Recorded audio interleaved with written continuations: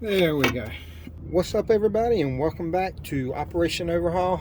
And this is what I should be calling the S10 front suspension rebuild. But today we're going to be doing upper and lower ball joints.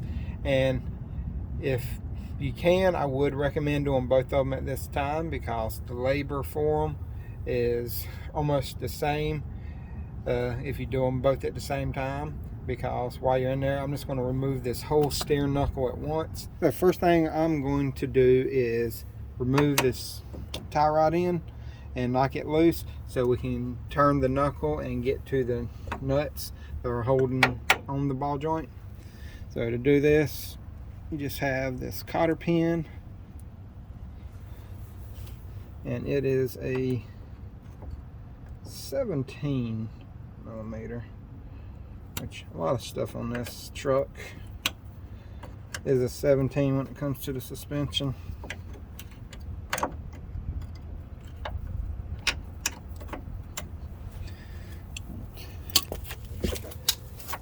No, it is not a 17. Sorry. Must be a 19. This one is a 19. 17, 18, 19. Those are the three biggest sizes, or three common sizes I should say, on this suspension. And I'm going to use the tie rod tool that I showed you in the last video, and I'll put a link up right there of that video. It is the center link, the outlaw arm and pitman arm change. Alright, now we'll get that snugged up. We'll just tighten her up and she should just pop right off. Oops, sorry.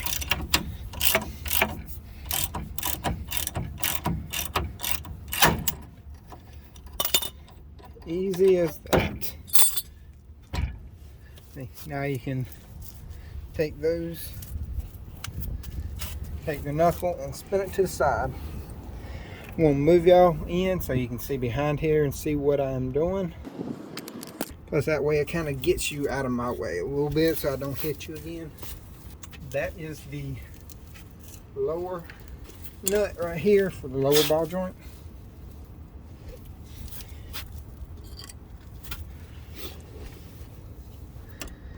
And if y'all can see my pants, you have to excuse the throwback stonewashed jeans that I have on.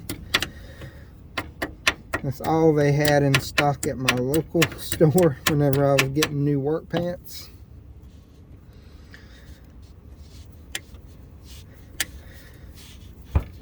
And my wife picked them out, just so y'all know.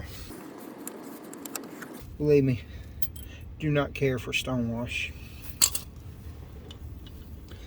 I'm gonna say that is a 22. It is.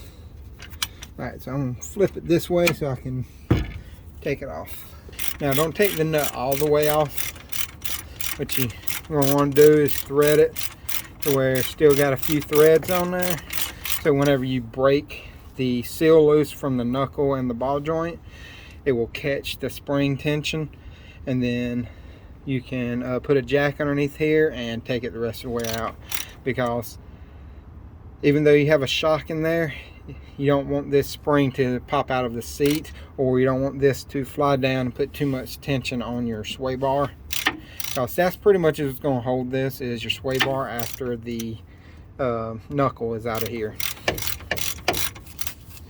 Let's see how much I got left. I think both of them are 22. Let's see if I can get this on here. She is pretty crusty. So I'm going to turn it back, and I'm going to use a pickle fork and try to get in from this back side. If you're trying to keep your ball joints, don't use a pickle fork. Try to use some other method, like using a hammer to break it loose or something like that, because it will bust the boot and then you will have to change it. But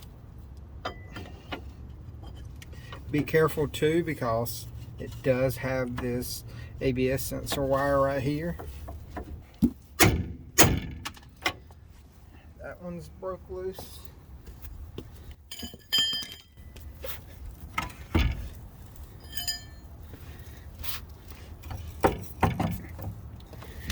The bottom one's normally the hardest one to break loose because the ball joint is bigger on the bottom. I think that broke loose. Yep.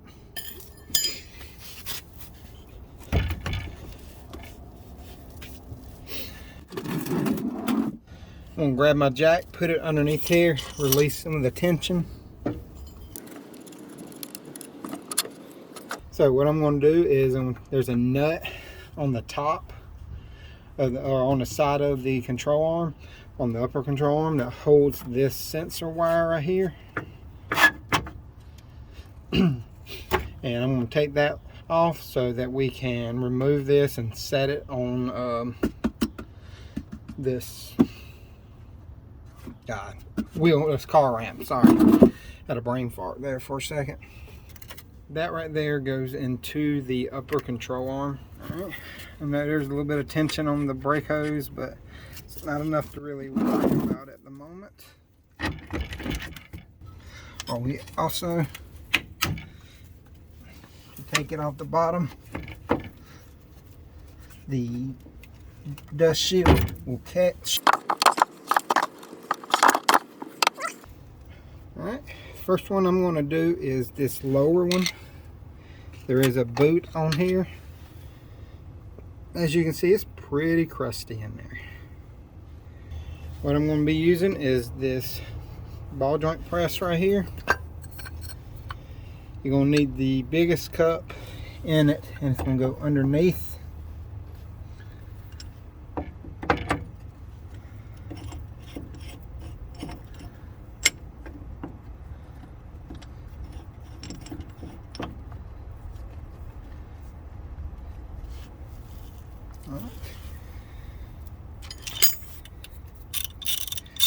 That uses a 22.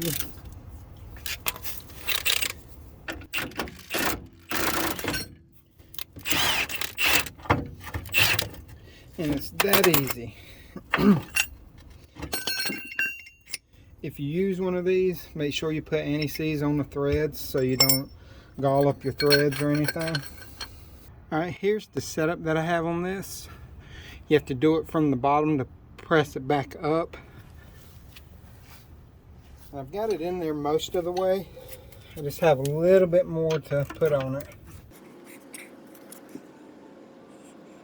Actually, it may be in there now. Let's see.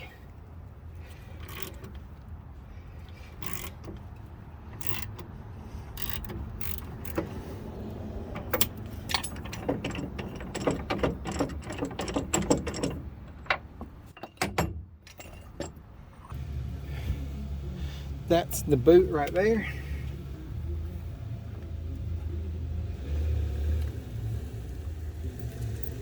I'm going to use this punch, but use the back end of it and knock it down. Right. Now there's that ball joint. So I went ahead and cut the rivets on the top. I just used a die grinder with a cutoff wheel, and then I used a chisel and a hammer and knocked them off.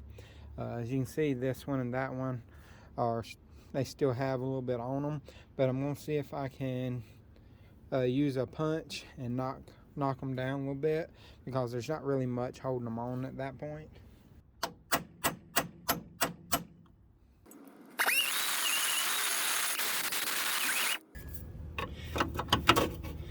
There we go. Should be able to hammer these out.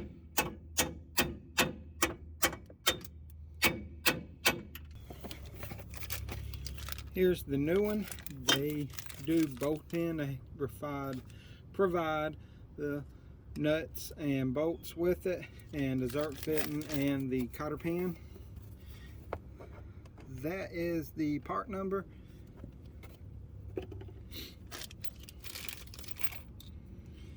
And they only go in one way.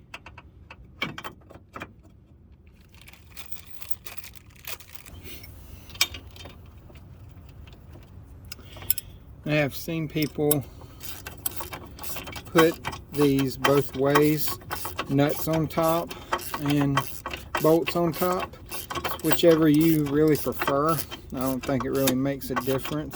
I know the bolts stick through a little bit further on the bottom. I think it's a cleaner look whenever you do it on the top.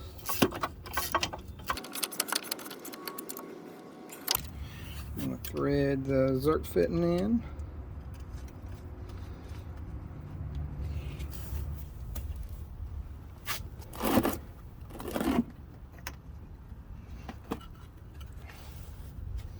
Just remember, I flipped it over, make it sit better.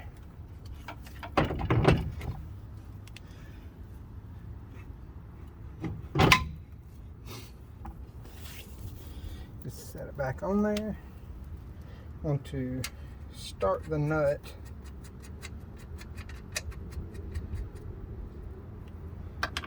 And that way we can get this right here where we can start that. Now we have that on. What I'm going to do is take the nut off the upper arm, spin it the right way.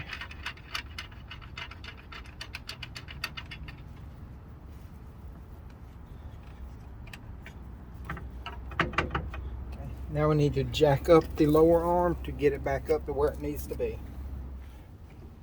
This way. Well, I can get up in here a little bit better.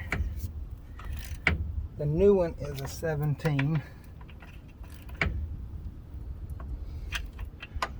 A little bit more.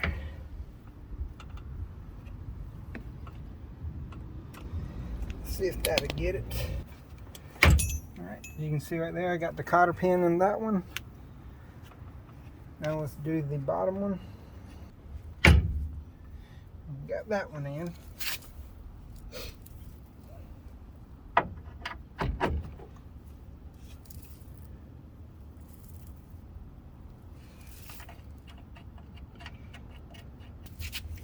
Got a new cotter pin right here.